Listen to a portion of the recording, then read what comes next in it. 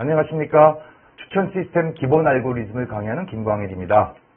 오늘은 모델 기반 협업 필터링 중에서 규칙 기반 협업 필터링에 대해서 공부해 보겠습니다.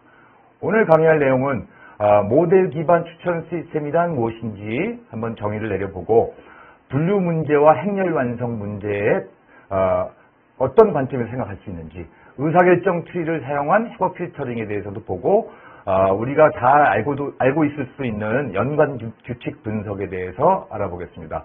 그리고 협업 필터링과 연관 규칙, 그리고 연관 규칙을 만들면서 우리가 사용해야 될 품질 척도 세 가지에 대해서 알아보겠습니다. 그리고 연관 규칙 기반 협업 필터링을 만드는 법에 대해서 알아보겠습니다.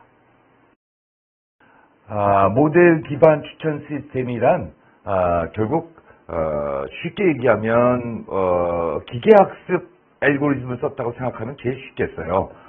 이웃 기반 협업 필터링 방법들이 좀 사례 기반 학습 방법들 또는 레이지 러닝 방법이라고도 하는데, 데이터가 우리 최근접 이웃법을 아는 사람들은 들어봤겠지만 레이지 러닝이라는 방법은 어떤 사례가 들어오면 그때부터 모든 점에 대해서 거리 계산을 다시 해서 하기 때문에 모델이 만들어진 게 없이 사례가 들어올 때마다 학습을 하는 방식을 쓰기 때문에 레이지 러닝이라고 한다고 알고 있을 거예요.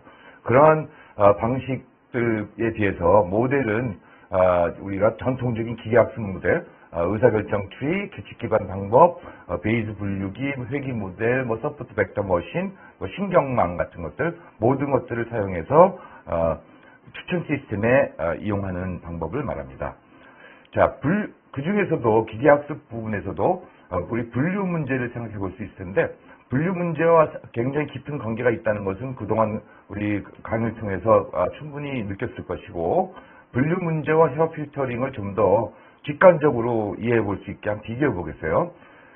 왼쪽의 그림을 보면 이렇게 노랗게 칠해져 있는 부분들이 데이터가 값이 있는 거라고 생각하면 되겠어요. 이쪽에 이 변수 또는 피처라고 할 수 있겠죠. 하나씩 둘, 셋, 넷 있는 거고, 이쪽은 데이터, 첫 번째 데이터, 두 번째 데이터, 세 번째 데이터 이렇게 쭉 들어가 있는 건데, 그걸 정리해 놓고 보면 결국 독립 변수 부분의 데이터들이 이렇게 쭉 들어가 있고, 종속 변수 부분, 우리 y = fx라는 모델을 만약에 훈련시킨다고 생각하면 우리 레이블 데이터들이 이렇게 들어가 있는 거죠. 훈련 데이터에는 여기 레이블이 들어가 있고, 테스트 데이터는 레이블이 비어 있죠, 그죠? 비어 있어서 이것을 예측하는 것이 결국 우리가 생각하는 기계학습 모델인데, 이 분류 문제 같은 이런 일반적인 문제와 협업 필터링이 다른 점은 이렇게 빈 데가 많고 우리가 어떤 뭘 예측하겠다. 예를 들어서 이 부분을 이 하나를 평점을 예측하겠다 보면 도대체 뭐가 종속 변수고 뭐가 독립 변수인지 전혀 구분이 안 가요. 지금은 요걸 해야 되니까 이 부분이 종속 변수가 되겠네요. 그럼 나머지 모든 부분이 이제 독립 변수가 돼야 되죠. 그죠? 그러면 데이터는 어디 갔느냐? 이런 문제가 생기고 이렇게 좀 복잡한 부분이 있어요. 그래서 협업 필터링에서는 이 누락값이 분류 문제에서 누락값이 여기에만 있죠. 협업 필터링에서는 누락값이 어디나 있을 수 있는 이런 문제가 있고, 그래서 행렬 완성 문제로 볼 수 있어요. 이건 행렬 완성이죠. 행렬 완성 문제인데 결국 이것을 매번마다 별도의 분류 문제를 푸는 거라고 생각한다면 분류 문제를 일반화시킨 것이 행렬 완성 문제라고 볼 수 있죠. 자, 그 행렬 완성 문제, 분류 회귀 문제의 특징을 좀 더 분명하게 한번 구분을 해보면, 독립 변수, 종속 변수가 행렬 완성 문제에서는 불분명하고, 훈련 데이터와 테스트 데이터 구분이 불분명하고, 그죠? 평점이 있으면 훈련 데이터고 없으면 테스트 데이터죠. 특징과 관련된 사례의 구분도 불분명하죠. 역할이 계속 바뀔 수 있어요. 여기서는 보면 그 분류 문제나 회귀 문제는 항상 우리 앞에 가보면 이쪽이 데이터의 그 사례고 이쪽은 컬럼은 계속 피처예요. 그죠? 변수죠.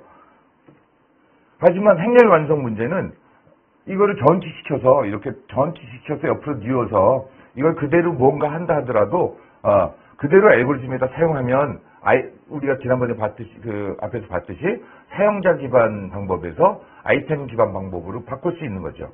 불분명하다. 또 그렇지만 이제 모델 기반 방법들이 더 많이 사용되는 이유는 장점이 많기 때문이겠죠.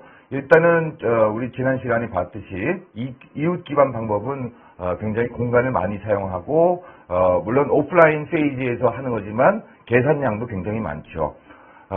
또 훈련 및 예측 속도도 굉장히 차이가 나게 되고 모델 기반 방법은 훈련 단계가 훨씬 빠르고 예측 단계도 훨씬 빠르게 사용할 수 있습니다. 모델 기반이라고 해서 물론 다 빠른 건 아니겠죠. 기계학습 모델 중에서도 굉장히 많은 시간이 걸리는 모델들이 있지만 우리가 일반적으로 추천 시스템을 위해서 사용하는 모델들을 보면 굉장히 훈련 시간이 빠릅니다. 그리고 과적합 방지를 위한 여러 가지 수단을 동원할 수 있다. 과적합이 뭔지는 여러분 어느 정도 이해하고 있다고 저는 생각하고 있겠습니다.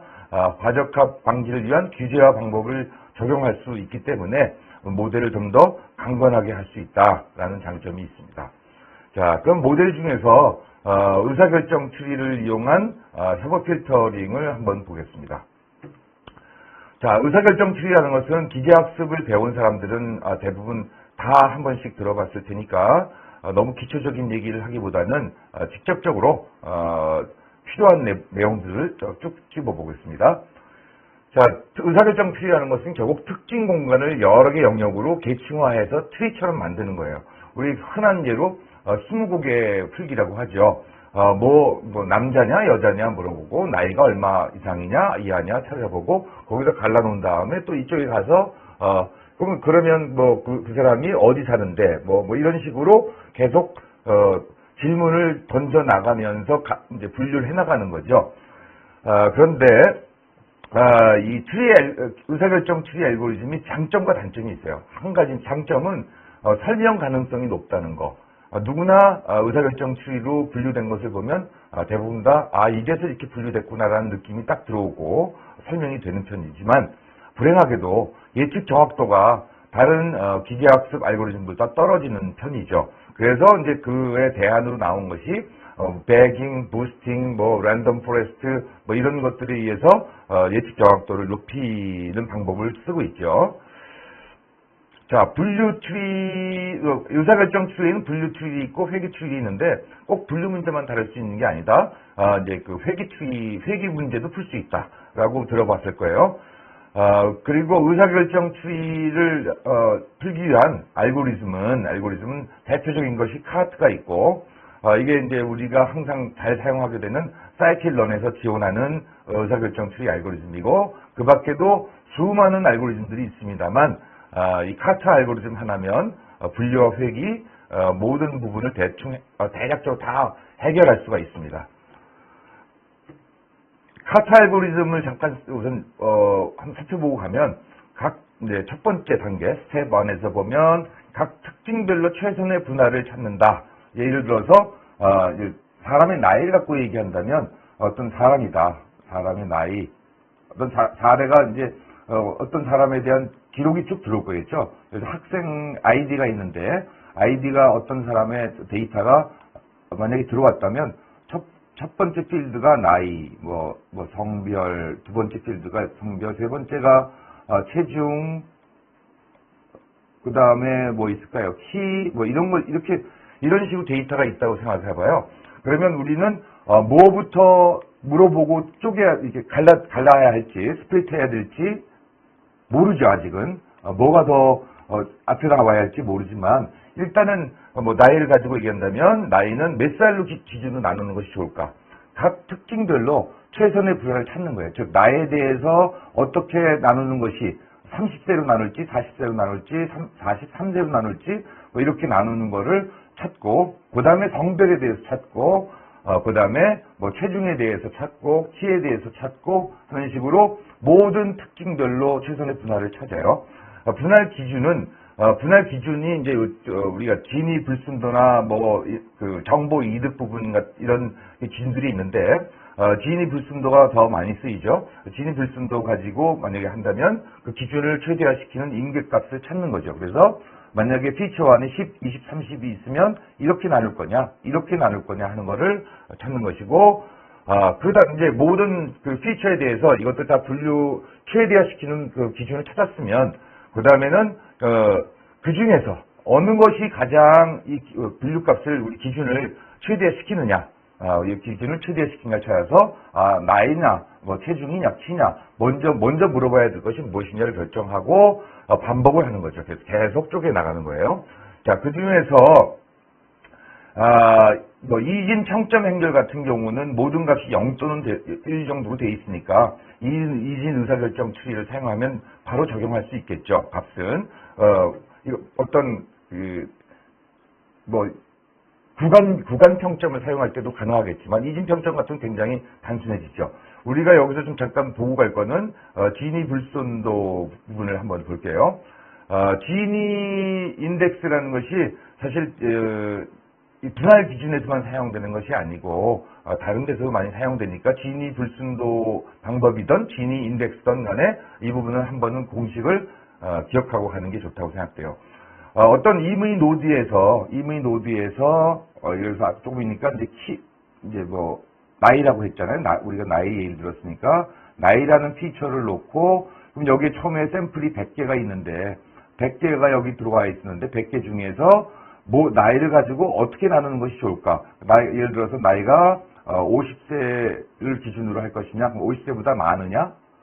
그럼 이쪽으로 보내고 아니면 이쪽으로 보내고 한다고 치면 이 샘플 중에 50세 이상인 샘플들과 아닌 샘플들이 있겠죠. 그러면 그런 샘플들 가지고 비율을 구할 수 있죠.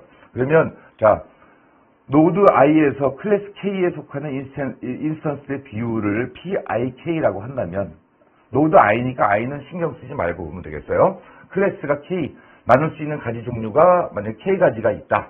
그러면 그 중에 각 어떤 그 분류에 속하는 것들이 얼마나 비율이 되는지 그걸 가지고 비율을 따지면 전체에 대한 비율을 따져서 그 비율의 제곱을 더해서 빼요.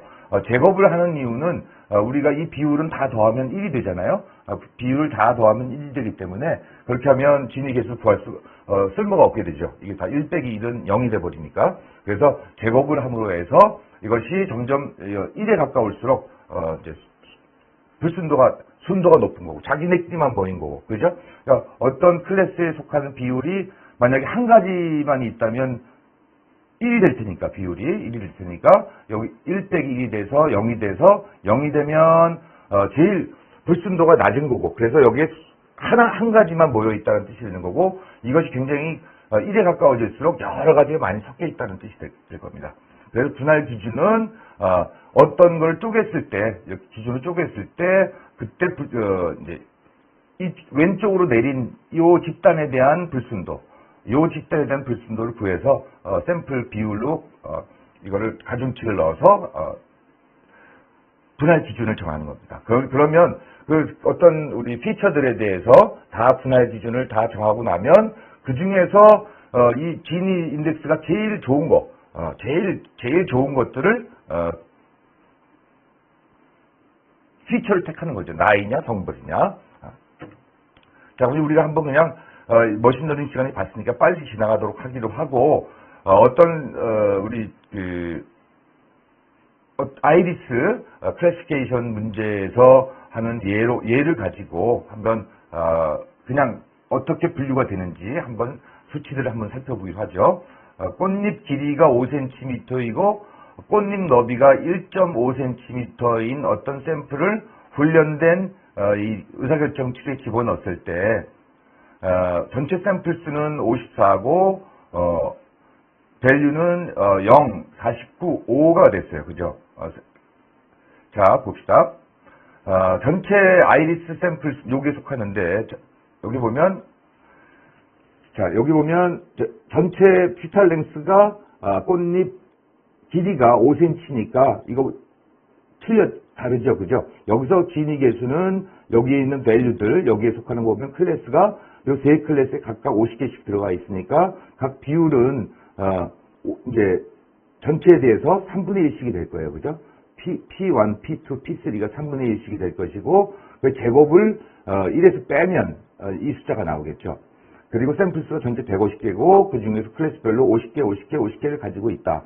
근데 그 중에서 새로 들어온 샘플은 이거보다 크니까 인류 내보냈어요. 내보내고 내려갔고 이쪽에 있는 그룹에는 현재 이런 형태를 가지고 있으니까 여기다가 다시 꽃잎 너비를 측정해봐서 이렇게 또 이쪽으로 내려가고 해서 이렇게 분류해 나가는 과정을 한번 보여줬어요. 그래서 이건 간단하게 지나가겠습니다. 그리고 의사결정 트리. 자, 의사결정 트리를 이용한 회귀 문제는 뭐 분류 문제와 거의 같지만 차이가 있다면 평균값을 가지고 처리하고 그리고 민 스퀘어 에러를 처리한다는 부분만 달라요. 여기 보면 코드가 나와 있는데 사이클런에 있는 코드 가지고 간단히 써봤어요. 여러분들 그냥 이런 게 있었더라, 기억이 나더라 하는 정도만 다시 리마인드 시키려고 쓴 거니까 간단하게 살펴봅시다. x1이 0.6일 때 y값 예측하기 뭐 해보면 여기 보면 이제 우리 디시전 트리에서 여기 보면 MSE가 나와 있다. 민스퀘어 에러 가지고 판단한다는 거. 그리고 이것을 어떻게 예측해 나가는지를 0.197보다 작으냐 크냐 이런 식으로 구간을 나눠가죠. 구간을 나눠가면서 찾는데 여기서 핵심은 우리가 이렇게 구간을 나눠가지만 결국 예측값은 그 구간에 속하는 점들의 평균값이에요. 그죠? 여기 만약 이 구간에 있는 어떤 x 이퀄 0.6이니까 요 점이겠죠. 0.6이면 요 점을 값을 y를 예측하고 싶은데 이 값이라는 것은 요 구간에 속하 있는 모든 점들의 y 값의 평균인 거죠. 그 값을 예측한다. 이렇게 기억을 되살리면 되겠어요. 자, 중요한 건 뭐 그 디스턴 트리 이런 문제 이런 알고리즘보다는 우리가 어떻게 그 샤워 필터링에 이용할 것인가라는 게 더 중요하겠죠. 종속 변수와 그 독립 변수가 구분되지 않는 문제가 있다고 그랬어요. 우리 평점 행렬은 그죠? 샤워 필터링에서는 그 부분이 항상 문제가 되는데 결국은 이 옆에 그림을 보면 알겠지만 우리가 어떤 평점을 예측하겠다. 이 빨갛게 칠한 평점을 예측하겠다는 얘기는 이 레코드가 테스트 데이터가 되는 것이고 그리고 이것이 종속 변수가 되는 것이 y 값이가 되는 거죠. y가 되는 거고 나머지 데이터가 모두 뭐가 돼요? 나머지 데이터 모두가 훈련 데이터가 되는 거예요.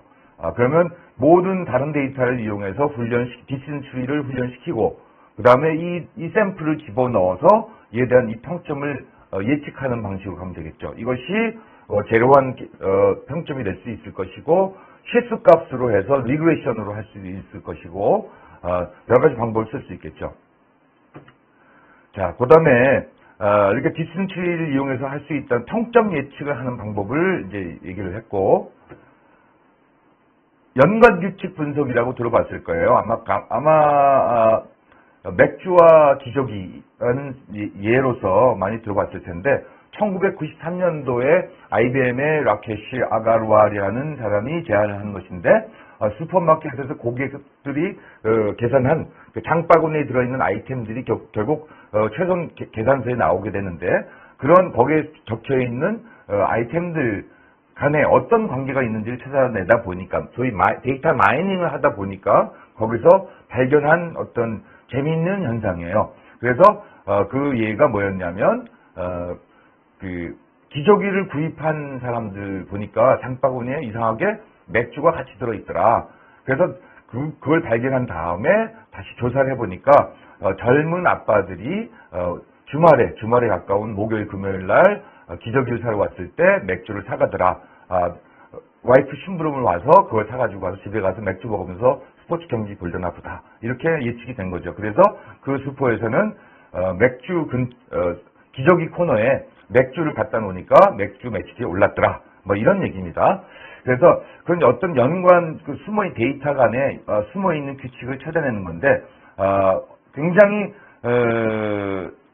많은 연구가 되어 왔어요. 이 분야는. 그래서 굉장히 많이 알려져 있고 그래서 발달되어 있어요. 그리고 하지만 이제 범주형 데이터에 대해서 잘 적용이 되고 수치형 데이터에 대해서는 별로 성과가 그렇게 좋진 않다라고 알려져 있습니다. 연관 규칙의 유형이 몇 가지가 있는데, 일단은, 실행 가능 규칙. 실행 가능 규칙이라는 것은 굉장히 유용하고 실용 가능한, 당장 할 수 있는, 조금 전에 그 기저귀와 맥주 얘기 같은 거죠. 그 다음에 자명한 규칙, 트리비얼 룰이라고 하는데, 지금 하고 있는 사업에 종사하고 있는 사람이라면 당연히 잘 알고 있는 정보 또는 뻔한 거, 그냥 당연한 얘기를 왜 하니 하는 거. 예를 들어서 이 예를 보면 정비 계약을 맺은 고객들은 실제로 많은 설비를 구매할 것 같다. 이것은 잘못된 얘기예요. 어떻게 보면 뻔한 얘기인 것이, 정비 계약은 별도로 맺어지는 게 아니라 설비를 구매할 때 당연히 제시가 되고 그때 정비 계약을 하게 되니까 당연히 그 사람 연관을 찾아보면 설비를 많이 구매한 사람인 거죠. 당연히. 설명 불가 규칙이라는 것이 있는데, 이것은 설명할 수 없거나 실행 가능하지 않은 경우들이 이제 그런 규칙이 발견되는 경우가 있어요. 그런데 이게 실제로 해보면 이런 들이 나온다고 그러는데, 예를 들어서 엉뚱한 얘기예요. 새로 철물점을 개업하면 화장실 문고리가 초반에 잘 팔리더라. 도대체 이게 무슨 관계가 있을까? 데이터를 보면 분명히 이런데 이것이 과연 의미가 있을까? 의미는 모르겠다는 거죠. 다만 데이터를 연관지어서 해보면 새로 개업한 철물점에서는 초창기에 화장실 문고리가 많이 팔리더라. 맞더라. 그러면 설명 불가한 거죠. 그죠? 하지만 왜 이 부분이 중요하냐면, 우리가 연관 규칙을 찾으려고 알고리즘을 돌려서 많은 걸 찾아보면 그 나온 것 중에 상당수가 자명하거나 또는 설명 불가한 규칙이 많다는 겁니다. 그래서 쓸만한 규칙을 찾는 것은 또 그렇게 쉬운 것이 아니다라는 얘기입니다. 자, 연관 규칙의 형식을 보면, 연관 규칙은 아이템 이렇게 돼 있어요. 아이템 셋 A가 있으면 아이템 셋 B가 있다. 그리고 지지도는 얼마고 신뢰도는 얼마다. 아이템 셋 A라는 것은 예를 들어서 사과, 배가 장바구니에 들어있으면 오이와 배추가 들어있다. 아이템 셋 B, 그것이 B고, 이렇게 뭐가 있으면, 사과가 기저귀가 있으면 맥주가 있다. 그때 지지도는 얼마고 신뢰도는 얼마다. 이렇게 하는 것이고, 지지도 신뢰도는 다시 설명하기로 하고요.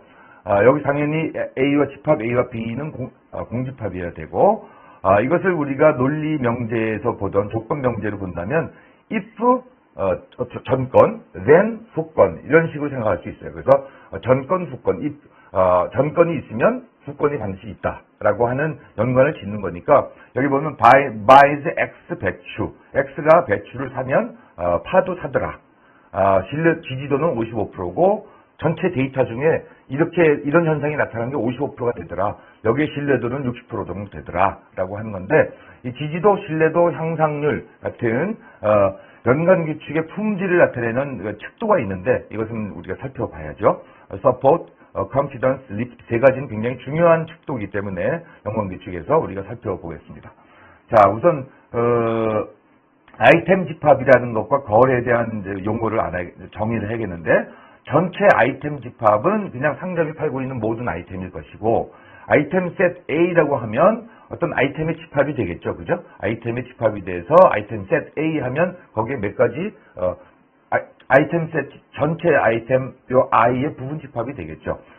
거래란 TI라고 하는 것은 아이템 집합 I의 부분 집합이 될 것입니다.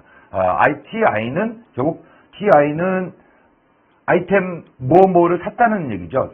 사과, 배, 기저귀, 맥주 이 네 가지를 샀으면 아이템이 4개가 들어가 있을 것이고, 거래 데이터셋 D는 이런 거래 데이터가 모여 있는 이런 전체 데이터셋이 되겠죠. 발견된 연관 규칙은 이렇게 이제 우리가 쓰게 되는데, 베이글 들들들 뭐라고 있으면 포테이토 칩이 꼭 있더라. 그러면 우리가 생각해야 될 것이 뭐냐면, 자, 후권의 포테이토 칩을 찾아보자고요. 후권의 이것이면 이것이라고 그랬어요. 그죠? 포테이토 칩의 판매 촉진을 위해서 무엇을 해야 될까? 우리가 생각해야 되는 것이, 발견된 연관 규칙을 보고 뭘 생각해야 되느냐? 우리가 포테이토 칩의 판매 촉진을 위해서 무엇을 해야 되는가? 그러면 앞에 있는 뭐를 갖다 놓으면 되는 건가? 이걸 옆에 갖다 놓으면 되는가? 이런 생각을 할 수가 있겠죠. 그것은 마케팅에 대한 생각이니까 여기서 우리가 정할 부분은 아니고, 전건의 베이글. 그럼 우리가 어떤 생각을 할 수 있냐면, 이 베이글이면 반드시 이거니까, 베이글의 판매를 중단한다면 어떤 제품이 영향을 받을 것인가를 테스트를 확실하게 해볼 수 있는 거죠. 그죠? 그럼 여기서는 포테이토 칩의 영향을 받을 건가? 연관규칙상에서는 이렇게 돼 있지만, 베이글이 없다고 해서 포테이토 칩이 안 팔릴 건가? 매출이 줄 건가? 이런 생각을 해볼 수 있죠. 전건의 베이글과 후건의 포테이토 칩이 같이 있어요. 그러면 포테이토 칩의 판매 촉진을 위해 어떤 제품을 베이글과 함께 판매해야 되는가? 실험을 해볼 수 있겠죠. 이런 것들을 우리는 이런 것들에 이용한다는 뜻입니다. 자, 거래 데이터의 예를 보면 우리가 지금 슈퍼마켓 얘기만 했으니까 우리가 흔히 아는 이런 데이터들이 있겠지만 꼭 그렇게 볼 게 아니라 거래를 문서로 보고 아이템을 단어로 본다면 각 문서는 백업 키워드를 볼 수 있죠. 그죠? 각 문서는 어떤 아이템들이 쭉 모여 있는 거예요. 이 단어들이 키워드들이 모여 있으니까 백업 키워드를 볼 수 있을 것이고, 이렇게 다큐먼트 1은 이렇게 단어가 뭐가 들어가 있고, 다큐먼트 2는 뭐가 들어가 있고, 이걸 가지고 우리는 연관 규칙 탐색을 할 수가 있죠. 그죠? 여기서 어떤 단어와 어떤 단어가 같이 있으면 어떤 단어와 어떤 단어도 같이 나오더라. 그런 것들을 쭉 우리는 연관 규칙을 찾아볼 수 있을 거예요. 그래서 어떤 거래 사이에 어떤 비슷한 점도 발견하기도 하고, 거래 사이에 어떤 분류를 할 때 써먹기도 하고, 연관 규칙을 가지고 그렇게 이용할 수 있겠죠. 자, 규칙 품질의 세 가지 축도 우리 아까 지지도, 신뢰도, 향상도에 대해서 봤는데, 지지도, 서포트라고 하는 것은 특정 아이템 집합이 발생하는 빈도예요. 그러니까 서포트 A면 B다의 서포트라는 것은 A와 B가 동시에 발생하는 확률이고, 그걸 만약에 우리가 숫자로 계산해야 된다면 전체 데이터셋, 아이템셋 전체 상품 수에서 A와 B가 동시에 있는 다 합친, 우리 맥주와 기저귀와 맥주라고 생각하죠. 기저귀와 맥주를 생각한다면 기저귀가 A고 B는 맥주예요. 그렇다면 두 개가 한꺼번에 발생할 확률을 말하는 거예요. 이 비율을 말하는 거죠. 그런데 신뢰도는 A를 포함하면 B도 포함되는 거래 비율, 조건 포함률이 되겠어요. 어떤 이것에 A가 있을 때 B가 같이 있을 확률 따지는 거니까 P, B 기분 A가 되겠죠. 그렇다면 우리가 우리 고배 법칙, 베이즈 룰에 따라서 이렇게 P A분의 P A 캡 B로 쓸 수 있겠죠. 이렇게 해서 계산하면 요거는 뭐예요? 요거 서포트죠, 서포트. 요거 서포트 여기다 써도 되겠고. 그래서 A에 가지고 있는 확률분의 즉 전체에서 기저귀가 이제 상바구니에 들어가 있을 우리 거래 데이터 T1부터 TN까지의 기저귀가 들어가 있을 확률분의 기저귀와 맥주가 동시에 같이 들어가 있을 확률을 하면 되겠죠. 그러면 그것이 이제 신뢰도가 되겠고, 향상도는 A를 포함하면 B도 포함되는 거래의 비율 해서 거꾸로 이것은 PB분의 요 확률에 대해서 컨피던스에 대해서 PB로 나눈 거예요. 그래서 이것을 리프트라고 해요. 자, 연관규칙 알고리즘 한 방법을 한번 설명을 해보면, 주어진 데이터셋 D가 있고 사람이 정하는 최소 지지도, 최소 신뢰도가 있어요. 지지도라는 것을 다 고려할 수는 없으니까 지지도 30% 이상만 고려하겠다, 지지도 50% 이상만 고려하겠다, 보통은 1, 20%, 5% 이렇게 되지만 그것을 정해놓고 최소 신뢰도도 예를 들어 한 70% 이상 정도 되는 것을 쓰겠다라고 하면 정해놓고, 일단 빈발 아이템셋을 구해요. 빈발 아이템셋은 최소 지지도 조건을 만족하는 모든 아이템셋을 구하는 거예요. 자, 그럼 최소 지지도 조건만 만족하면 하나에 대해서 맥주, 기저귀, 사과 전체 거래에서 맥주가 차지하는 비율이 있겠죠, 그죠? 기저귀, 사과 다 있겠죠. 그걸 가지고 최소한 이 정도는 되는 비율이 되는, 너무 뜸한 그런 아이템들은 뺀다는 거고, 모든 아이템셋 Z에 대해서 모든 가능한 2분할 X에서, 마찬가지로 이게 맥주, 기저귀, 사과가 있었으면 이 중에 만약에 사과를 빼는 거죠. 기저귀를 빼는 거지. 빼서 맥주와 사과가 있었는데 그렇다면 여기서 Z-X를 하는 거니까 요거는 기저귀가 되겠네요. 기저귀. 맥주 사고가 있으면 기저귀가 있는지 이렇게 연관규칙을 만드는 거예요. 잠재 연관규칙인 거죠. 잠재 연관규칙을 만들어서 그것이 이제 지지도 조건을 만족하고 최소 신뢰도 조건을 만족하는지를 봐서 남길 것인지 버릴 것인지 결정해 나가는 과정이에요. 자, 그러면 이 빈발 아이템 셋을 계산하는 게 굉장히 복잡한데 그걸 그냥 계산하면 모든 아이템 조합을 다 해야 될 테니까 그렇게 나가면 안 되겠죠. 그래서 어떤 방법을 쓰냐면 A-priori 알고리즘이라는 것도 있고 이클렛 여러 가지 알고리즘들이 있는데 가장 유명해요. A-priori 알고리즘이 가장 유명하니까 이 알고리즘의 기본 부분에 대해 설명만 하고 가겠습니다. 기본 원칙은 뭐냐면 규칙을 이제 적용해 나갈 때 기본 원칙이 있는데 하나는 뭐냐면 빈발 아이템 셋, frequent 아이템 셋의 어떤 부분 집합도 빈발이다. 즉 예를 들어서 맥주, 기저귀, 사과가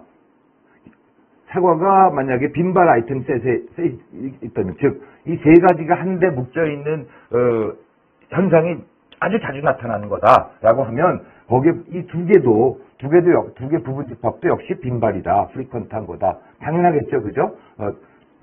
당연하겠죠. 이게 장바구니 전체를 검사했는데 이 세 개가 같이 자주 나타났다면 두 개가 있는 건 맥주가 있는 걸 포함하는 거니까 당연히 빈발이죠. 그래서 이것이 빈발이면 이것도 빈발이어야 된다. 또 가지치기 하는 그 조건인데 비빈발, 그냥 그 용어가 적당치 않아서 내가 비빈발이라고 썼지만 좀 마음에 들지 않은 용어예요. 근데 infrequent 아이템 셋의 모든 슈퍼셋은 다 제외시킨다. 어떤 이 중에 하나가 만약에 배라고 치죠. 배가 비빈발이 infrequent, 자주 팔리는 게 아니야. 그렇다면 이 배가 껴있는 아이템 셋 집합은 모두 다 비빈발이다. 그런 건 있을 수 없거든요. 그러니까 비빈발이라고 표현하기보다는 다 제외시켜버리는 거예요. 자, 우리가 아이템 조합을 만들어가면서 연관규칙을 만들 거니까 그걸 제외시키는 과정이에요. 그래서 우리가 이런 어떤 아이템 격자를 만드는데 A, B, C, D 해서 조합을 쭉 만들어 나가면서 조합을 지는데 만약 어떤 A, B가 비빈발이다. 그럼 A, B가 껴있는 이 아래쪽은 모두 다 지워버려도 된다. 고려하지 않아도 된다. 그럼 고려할 개수가 점점 줄어들겠죠. 그래서 계산 효율을 높일 수 있을 겁니다. 자, 그래서 연관규칙을 적용하는 알고리즘을 한번 숫자로 한번 직접 보죠. 보면 최소 지지도, 그 다음에 최소 신뢰도를 이렇게 정했어요. 그렇고 거래 데이터는 이렇게 맥주라면, 소주라면, 맥주라면 쭉 아이템이 이렇게 있네요. 5가지 아이템이 있어요. 이렇게 장바구니 분석을 해서 이걸 10001 이렇게 표시를 했어요. 그죠? 맥주 하나. 여기에 수량을 쓸 필요는 없어요. 연관규칙을 찾는 거니까. 맥주, 소주 이렇게 쭉 적었어요. 이거 갖고 잘 보이지 않죠? 뭔가? 그러면 지지도를 계산해 봐야겠죠. 지지도. 그러면 아이템 하나하나에 대해서 몇 건이 나타났나를 따져보니까 5, 4, 2, 4, 9만큼 빈도가 10건 중에 현재 거래 10건 중에 이만큼이 나타난 거예요. 그렇다면 전체 중에 이것은 지지도가 금세 계산이 되겠죠. 그럼 이제 20% 이상만 되는 거니까 20% 이상 다 되네요. 일단 다 살리죠. 지지도가 다 만족해요. 전체 거래 건수가 열이고 민 서포트는 다 맥주는 이렇고 소주는 이렇고 다 개선됐고 이번에는 이제 조합을 짓는 거예요 지금. 자, 맥주, 소주, 순대, 라면 이렇게 쭉 있고 조합을 투 아이템 셋 만드는 거니까 둘이 결합을 시켰을 때 맥주, 소주가 있는 것이 같이 나타난 것이 맥주와 소주가 같이 나타나는 걸 보죠. 여기서 맥주와 이거 아니죠. 그러면 요거 있네. 그죠? 여기 한 건이 맥주, 소주가 나타나는 게 그 맥주, 소주가 같이 나타나는 게 0.1이에요. 그죠? 맥주하고 순대가 같이 나타난 것은 없더라. 그러니까 맥주와 순대가 같이 나타난 것은 없더라. 그래서 0이 되고 이렇게 계산하면 이 표를 만들 수 있겠죠. 이 나머지는 대칭형이니까 구할 필요가 없을 거고. 그러면 그 계산을 해서 쭉 만들었고, 그러면 이제 이번엔 또 뭘 하겠어요? 여기서 우리가 이 빨간색으로 되어 있는 이 낮은 지지도의 이 조합들은 버려버리고 우리 고려할 것들은 이것들만 고려하면 돼요. 그죠? 맥주와 계란, 맥주와 라면, 소주와 계란, 소주와 라면. 그럼 여기다 뭐 더 할래? 맥주, 계란하고 라면을 하는 거. 그죠?